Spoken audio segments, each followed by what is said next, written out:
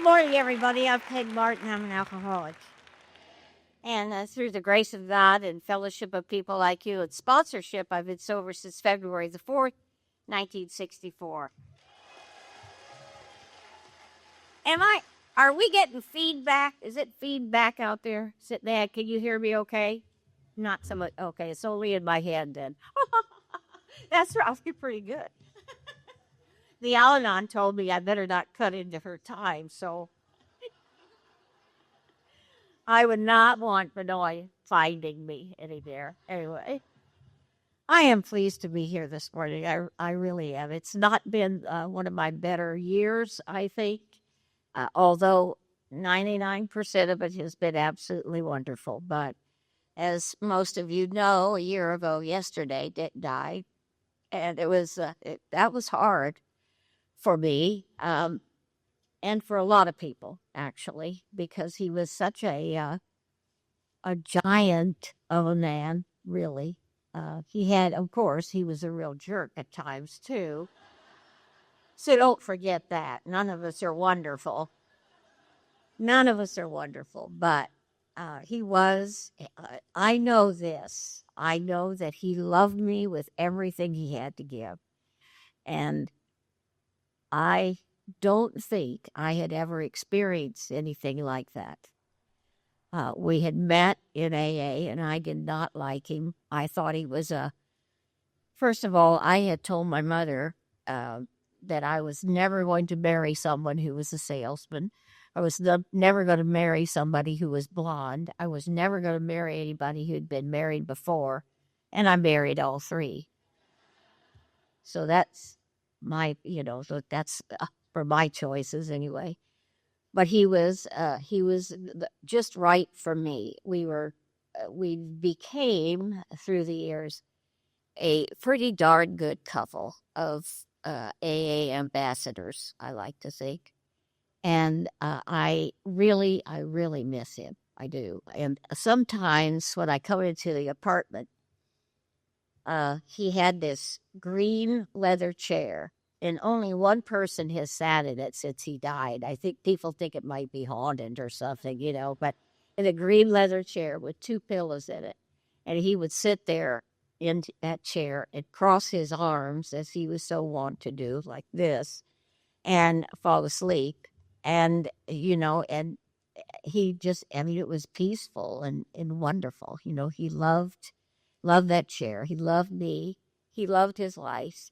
He loved Alcoholics Anonymous more than I could tell you. I mean, I cannot tell you how much he loved AA and how much of his life was really saved. He lived beyond his expectations, really.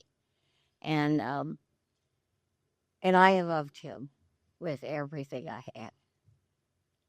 Now, he was also a jerk, and he was not always wonderful. And I love to tell this story before I launch into mine, which would be nice, wouldn't it? And it's been a long time since I told this story, but one Christmas shortly after we had been married, actually we were married in August, and this was the Christmas after that. He said, "I have something for you." We lived in this efficiency apartment, and there was only one way out into the hall, or the rather drastic route, which would be to jump off the balcony at the 11th floor, and we didn't try that. But he was in the apartment. He said, I brought you something. I got you something. And I said, "What'd you get me?" He said, "Just a minute." He went into the bathroom, and he reappeared in just a few minutes, totally naked. Totally naked. And he had a big red bow tied, where. And he said, "Here comes Santa Claus, here comes Santa Claus." Now, that was him. It was really hysterical. Anyway, I can see him in my mind's eye right now. 39 years ago, this weekend, not this weekend, but 39 years ago at about this time, or I guess it would have been 40, but anyway, who's counting? Uh, we went up to the Gopher State Roundup in Minnesota. And Dick was enthralled. He just thought it was the greatest thing in the world. He said, when I get back, I'm going to try and start one of these things. And so when we got back, he was the chairman of the Central Committee at the time. And he got up in front of the Central Committee and he said, would anybody like to have a roundup here? And he said, hey, put your hands up. And so about 10 people put their hands up. He said, you're the committee. And that was the way it really started, of course. And of course, there were a number of us who were sort of, we knew we were going to do something. We were going to help on the committee. And that's the way this roundup started. And it has, honestly, when I first got here on Thursday, when I walked in the room, I didn't think I could bear it, because it would just seem to me that this roundup was so connected with the two of us and so connected to him. And it was just, I cried, but that's not unusual. I cry over a lot of stuff, but I cried over this because I am sure as anything that he is up in heaven looking down on us and criticizing the way that we're doing this at this time, because he always had something to say about that sort of thing. So I know he's doing that, and that's okay, honey. We'll do it okay. We'll get through okay. We miss you, but the thing will go on, and that's the truth. Life goes on. AA goes on. I haven't missed a meeting for grief or anything like that. As a matter of fact, it's kind of a miracle, because there have been times, and I know you have had these, there have been times through my sobriety when I have been in desperate condition. Something happened, and I had a baby born then, and that was a desperate condition. But I never, ever thought about drinking. Not ever. Now that's really the power of Alcoholics Anonymous. I haven't thought about drinking. It consumed me. And I'm sure it did you, or you wouldn't be here. Why would we come here? Why would we come to something like AA if we had any other choice? Well, you know what I mean. I don't mean to sound bad or anything, but good grief. I have given my life to this, really. And as it turns out, we had a son who's giving his life to this too, as will happen frequently.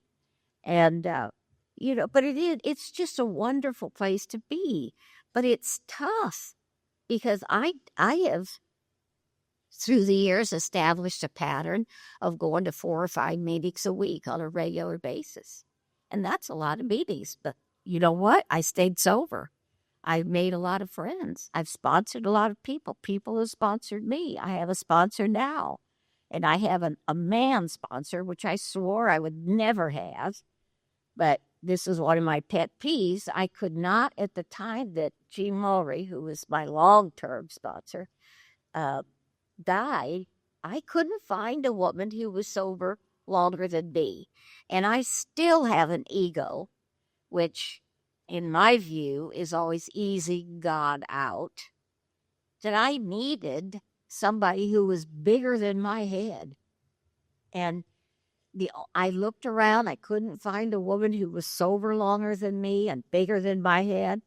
And I ended up getting Clancy Emerson because, first of all, he's in Los Angeles and I'm here, and that's a good thing. And because I'll listen to him. I will listen to him. Because if I don't listen to him, he hollers at me. And I don't like him to holler at me, so I listen carefully to him. And so that's how I got the second sponsor that I had, really. I had another lady for a very short period of time, but she'd bake cookies and wore a white apron. And I don't do that. It's not, I'm just not that kind of person. It's not that there's anything wrong if there's some cookie baking bitches in the audience. That's my... Sorry. But that's what I call them. Should you make the ditches? Woo! Anyway, so it's good for me to have that kind of sponsor that I will listen to. I've had, except for a very short period of time, I've always had a sponsor because I need somebody who is louder than my head. And it's that was just it was just right there in front of me. And so that's what I've had. And it's been very successful. I call him once a week.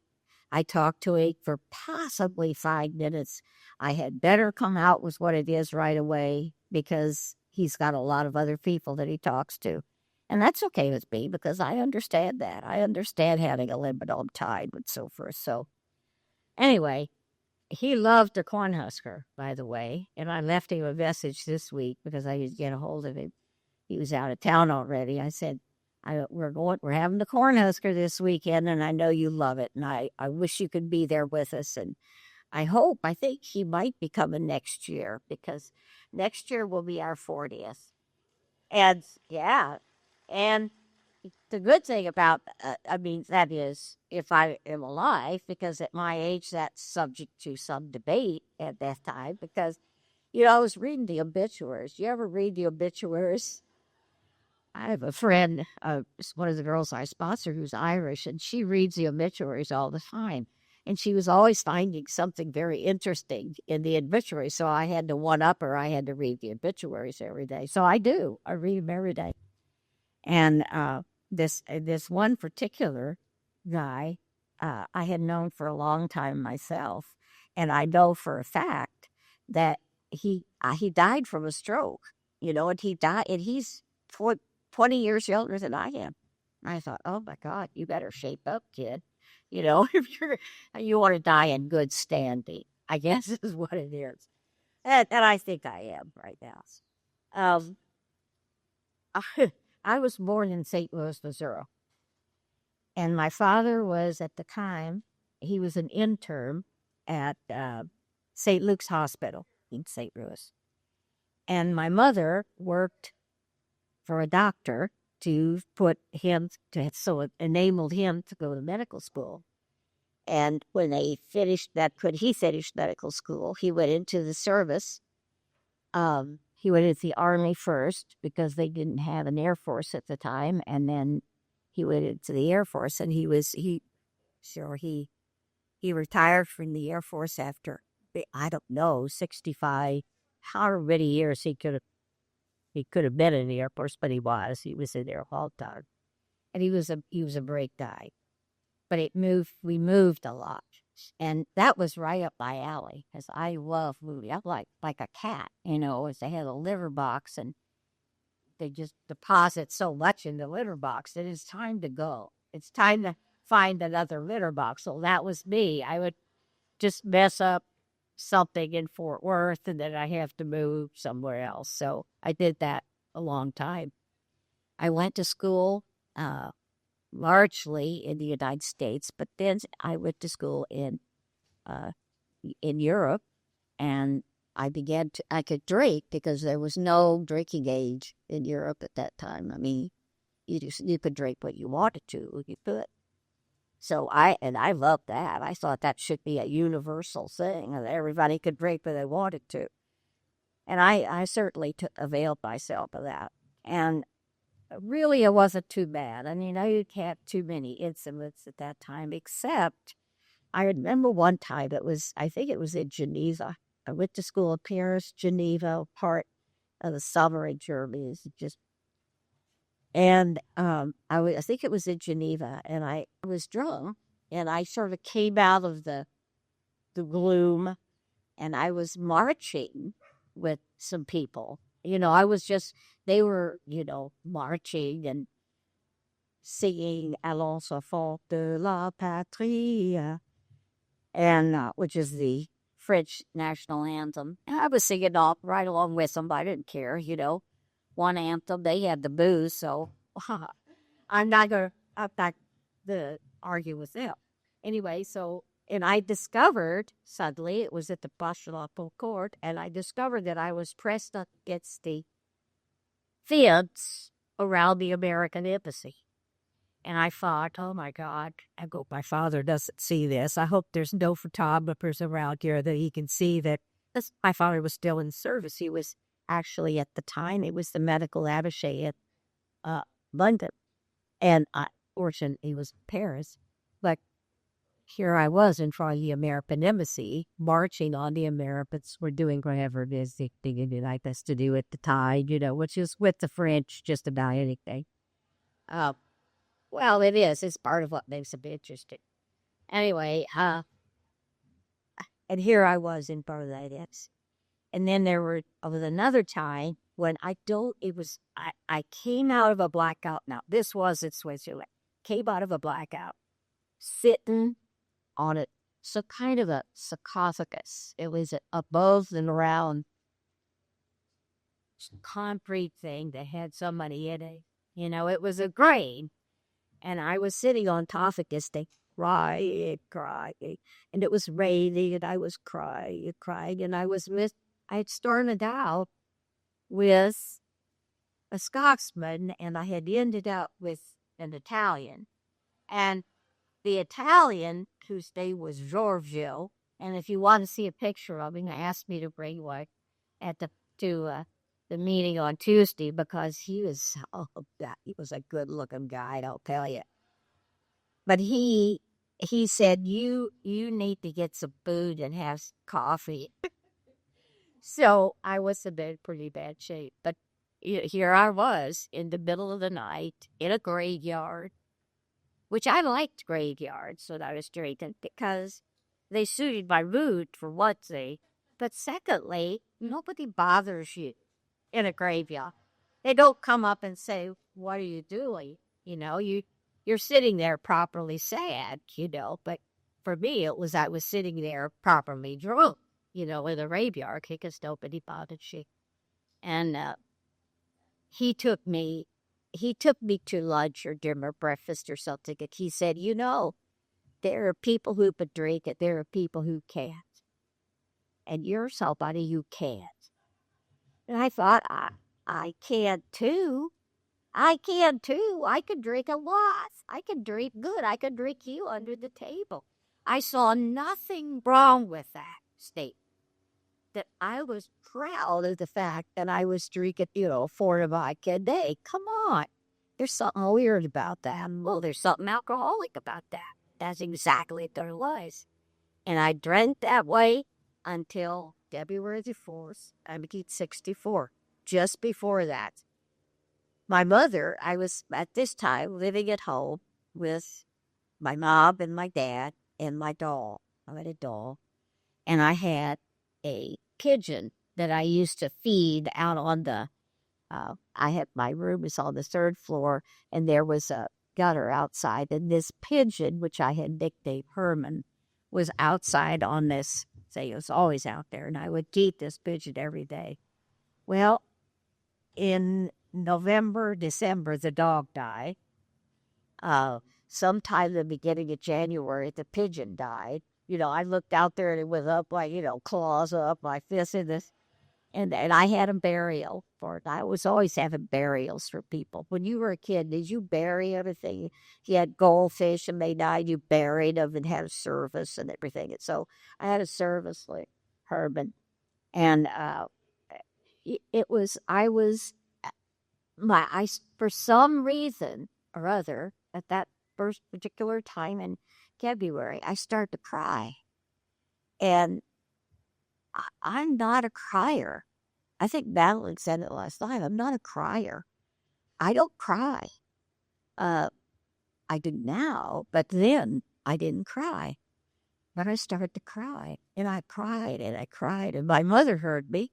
And she came upstairs. I was, as I said, on the 3rd floor.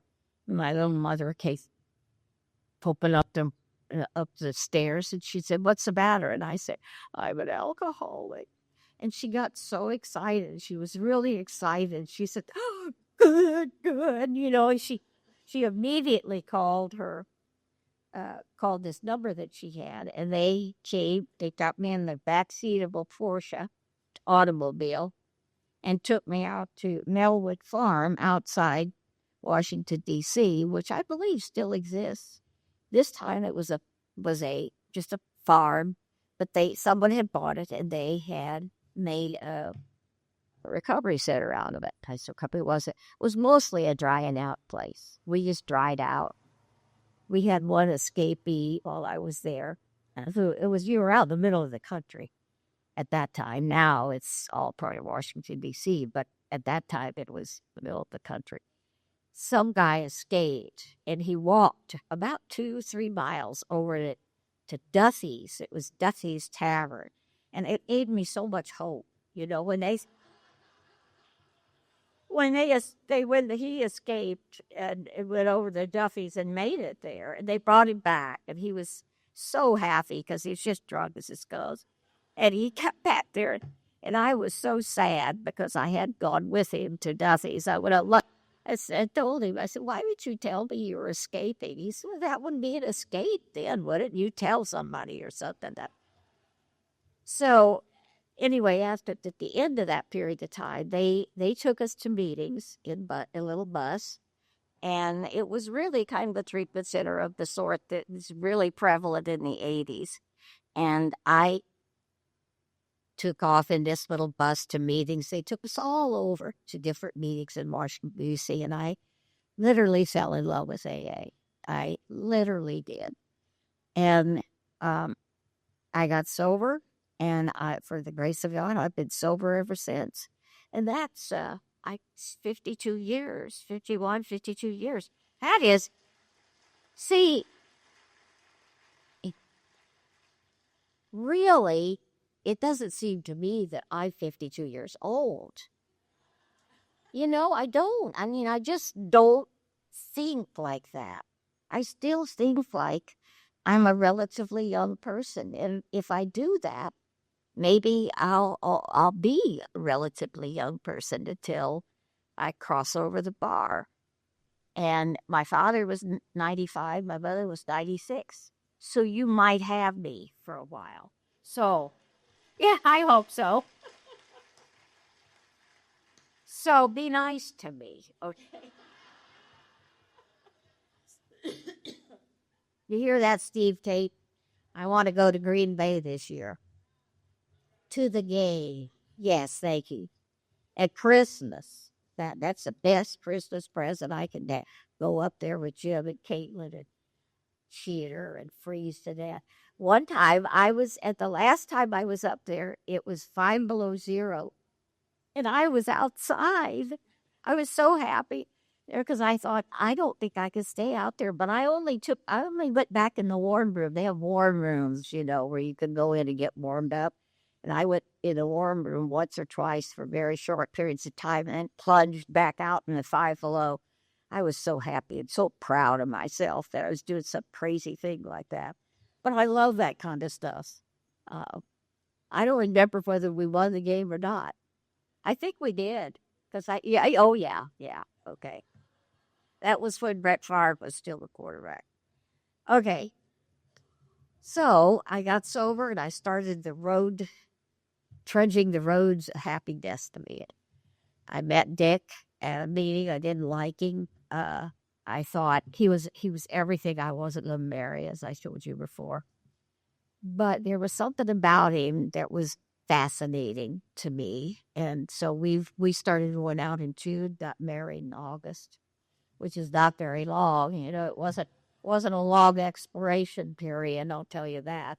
But I will say this, and this is something I really would like to talk about today. And one of those things is we did not sleep together until after we were married. Now, I know everybody's going, oh, yeah, sure, you know, but it's true. We didn't. And that, to me, is like one of the principles. I love that. I love the fact that we did not have sex or go to bed together until after we were married. It's old-fashioned, but it's great. I mean, it's just great. And he respected me. I respected him. We respected one another. And I think one of the things that's happened in AA lately, over the last several years is that many people have lost respect for AA. And that's one of the things that happens when you hear people talking through the meeting.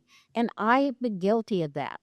I have been guilty of that, but I've tried very hard this year, as I have been for the past several years, of being quiet and listening because that's a respectful thing to do. Not wear a hat in a meeting.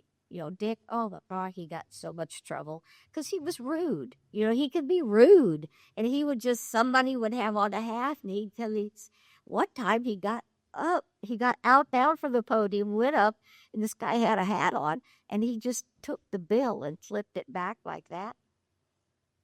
Oh, I thought he was a dead man. I really thought he was a dead man. But the guy came the next week and he didn't have a hat. He didn't have on a hat. That's respect for AA. It's respect for the thing that saved his life and mine and yours if you stick with it. Is because, yeah, there's a hat down the front. Oh, well, more power to you. But that's part of the deal.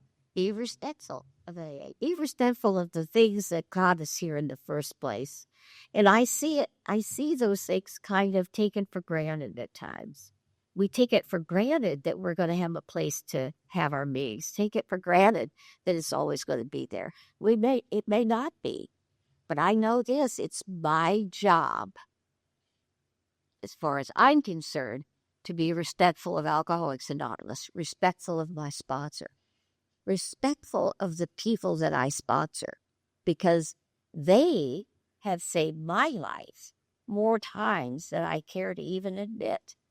They've saved my life. They have come to me with some stupid problem that has nothing to do with real life. You know how that is. And at that moment, I needed that person, that time, that problem right there. And at that time, it's amazing how that works.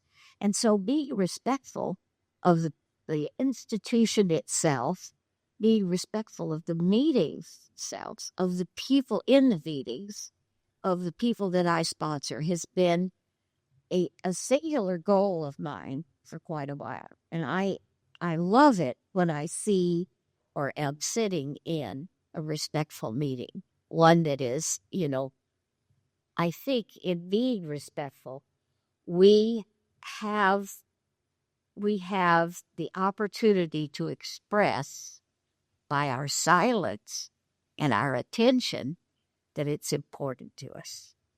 Because this is, AA is the single most important thing in my whole life. Because it has allowed me to live. I've always been somebody who's, if I'd had the gift of the gab, I could get up and talk about just about anything. But I can't always express just how much I care for AA. So what I do is I show it, I hope, I show it by my actions. The other thing I think is very important is to remember who's in the room. There was a period of time when there were newcomers flooding into AA, largely because we had a large treatment facilities and they were pouring them out. They were getting them in. They didn't care whether you were alcoholic or not. If you had some ism, they took you into the treatment center, that's fine if the insurance paid for it. Well, today it doesn't pay for it much anymore.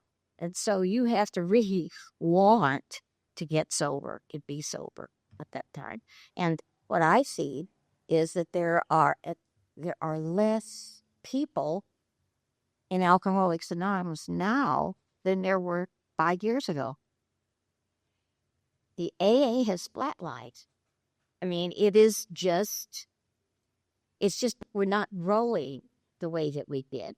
And part of that is sort of a natural thing. It's a kind of a natural progression of stuff. But I want to turn it around. I want it to be the place where most active alcoholics who want to get sober go. And I want them to stay. And so if I want them to stay, I have to act like I want them to stay, which is I want them to be, I want to be respectful of them. I want to remember their name. Do you know how important it is for me that you remember my name? Whether it's just my first name or both, I don't care. If somebody remembers my name, I it's just it's a gift. It's like a gift. So I try very hard in my limited uh, capacity, brain capacity, to remember people's names because I think that's a gift I could give them is to remember their name. You know, if I, if I skipped something, if I can't remember so many dates, I will apologize and say, I'm so sorry I forgot your name. I knew it, but our brain's got holes in it, so whatever. And I try and read them as I get. I try to remember where they're from and where they sat in the last meeting. I just think it's just little things like that that I can do that will help to help them feel like they're a part of AA, feel like they're a part of something that they want to be a part of. And in the old days, which wasn't all that long ago, but in the old days, that they felt that that was very important. And they wore, when they went to meetings, they wore top coats, suits, and hats. They wore, what do you call those men's hats? Huh? Fedoras, a fedora. Beautiful felt hats. And they wore them, and when they came in the door, they hung up their coat. They put their hat above their coat. And that's a sign of respect. I want to see that again. I want to see it. I love Alcoholics Anonymous, and I love to see a group that is respectful. And I don't need it to be, something huge, but just a little thing to be respectful for it. It really is it's a great thing. It's a great honor to AA if we are respectful for it. And Dick and I got married. We had Jim. We moved. We came out here in 1975. And I know that we were sent here, so to speak. I think that God sort of said, you need to go to Nebraska because they need you. I don't know if they needed us or not, but when we got out here, there was a lot of work to be done. And that was what we did. That was like dragging little people like this one around with me so I could get upstairs, for one thing. But also because I care about what happens in Sheetits. I care about what happens to people that I sponsor. I care about them all. I get awful mad at them at sometimes, but I care about them. I care about Cindy. If you want something done, ask Cindy to do it, but get out of the way. Honestly, I swear to you, she's a good friend, and she's kind of a bully like me. She can bully me around, but not much. Anyway, so those are the sorts of things that I've had in my mind. Jim had a really good friend who really got sober with him, and he quit AA. And it just, to me, that's my heart sinks when I hear that somebody is quit AA. It's just because usually nothing good happens. Nothing good happens about that. And I don't know. He just quit just a little while ago, and I hope that he gets desperate fast, because that's what it took for me. It took absolute desperation for me to get sick. I wouldn't have done it for any other reason. I wouldn't have done it unless I was just desperate. And I have been desperate about other things too. I had a baby, he died. I was desperate about that. I did not want that baby to die, but he died. I did not want certain things in my life to happen, but they happened. But I was desperate to get sober, and I'm not sober. So desperation can be good and it could be bad. It could be a motivator. It was certainly a motivator for me to get sober. And I have landed in some of the very best meetings, it seems to be, ever. And staying in those meetings and meeting the people in those and getting to know and I love this roundup because, well, first of course, we started it, so I can always say, "Oh, well, I started the courthouse here." I don't usually, but you know, I just did. Uh, eh, we started it. This thing's gonna strangle me before I'm through with it. Uh, And, I had never been involved in something as monumental as starting a conference. I never had. At the time, they didn't have conferences on the East Coast. And so when we got out here and saw this, it was just, saw Gopher State, it was just amazing. And so we're very grateful to the people who hung in there at Gopher State and kept that going for all these years, too. It takes a lot of work to put this together. It takes a lot of work to keep it together and to, not ruffle feathers at the Holiday, or it used to be the Holiday, and I think it's the Ramada now. I can't keep up with it. But it does that. And it's all part of the important things for me in my sobriety. It's also, I was reading A Day at a Time. It's a little book. It's a daily reader thing on the way in here, and it talked about our ego and how ego is easing God out, and how when we have our I think it's an ego attack, if you will, where I just think I'm better than sliced bread, and it's just I, it's a very uncomfortable position for me to be in because I don't like to feel like that. And if I get these attacks of ego, it's usually because I have eased God out of my everyday life and my feelings of my family and so forth. And so I try very hard to stay out of that because I don't like to be uncomfortable.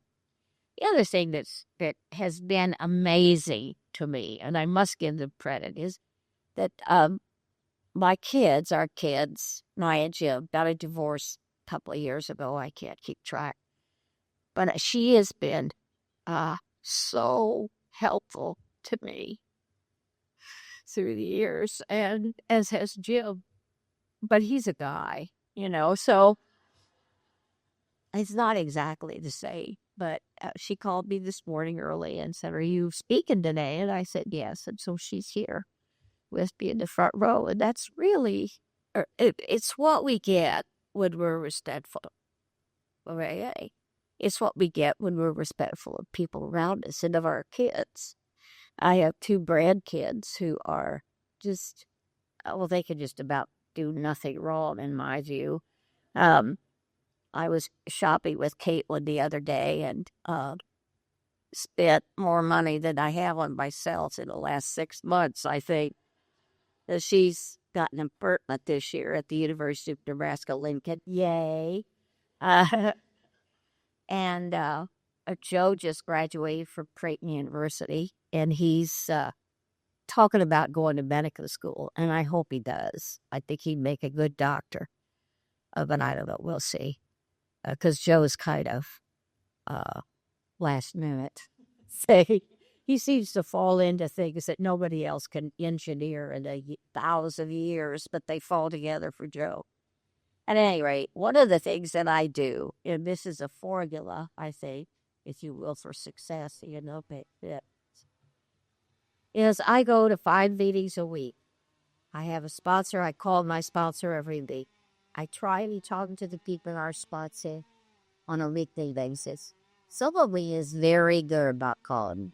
They really are very good at It's very good at help. She is. She's a preacher of habit. And she's a farm girl, who rose above her stature, so to speak. We're big for one of the big tuppers of the Midwich. up about. Oh, anyway, well, yeah, yeah.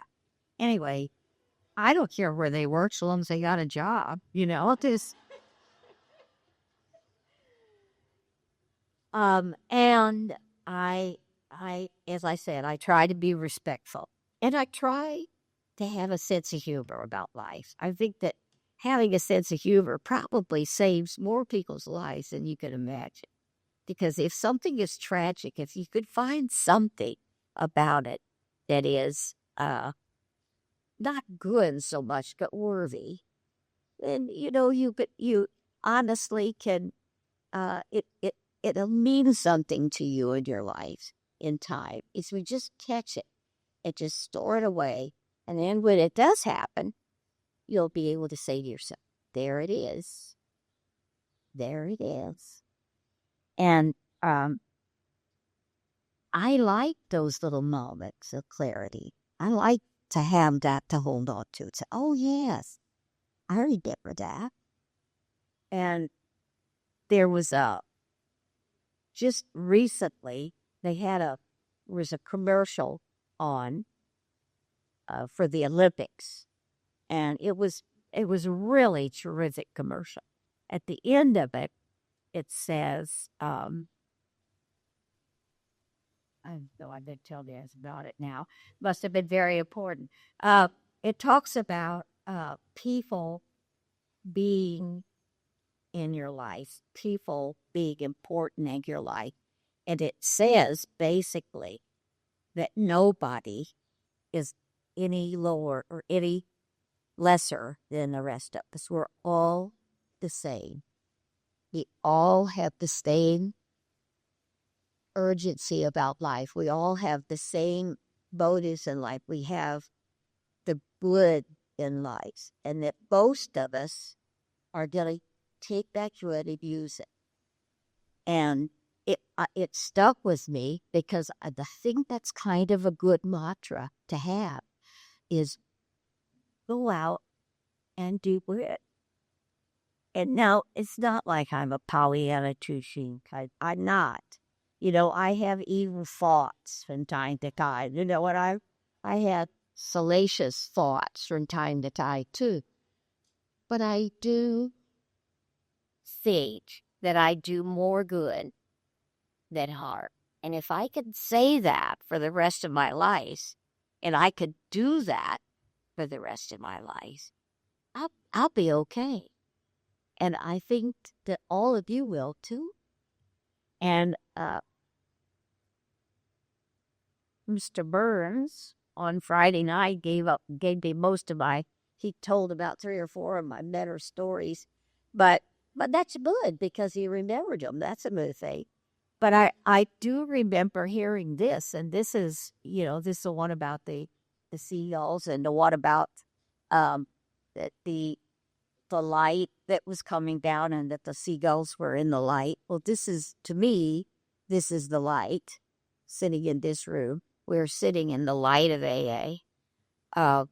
There's one time there was a fox.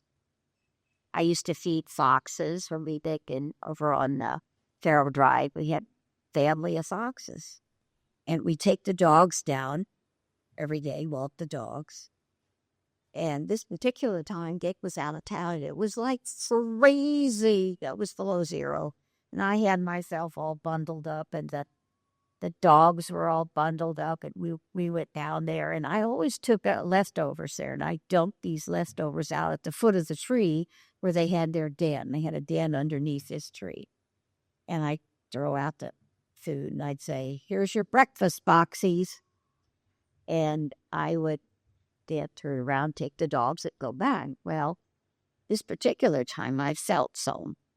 And this is an important part of being an AA, is to restore your feelings, reactions to things. Anyway, I felt something, and I looked over my shoulder, and there was the fox. And he was looking right at me. Now, wild animals don't look you in the eye, so they say. But this fox looked me in the eye. And it was as if he was saying, "Thank you for the food. Thank you for giving me enough sustenance to take care of my babies and this pregnancy. Thank you for all you've done for me. And it occurred to me one time after I had that experience at just how much that applies to Anne. So I want to tell you,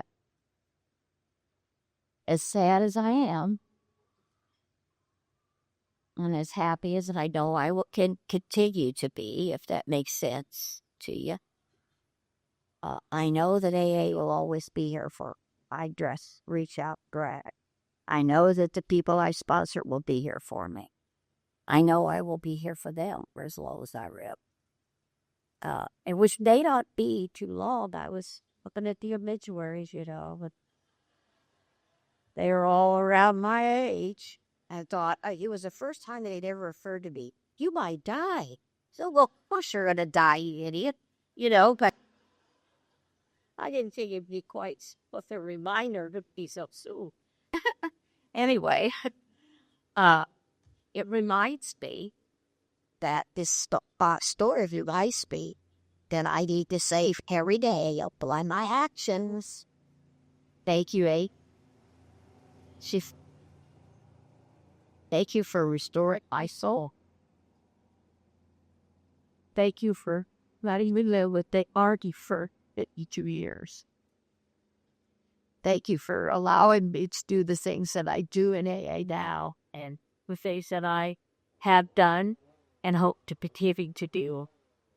Thank you for my mice. Thank you for my soul. And thank you for your friendship. Thank you very much.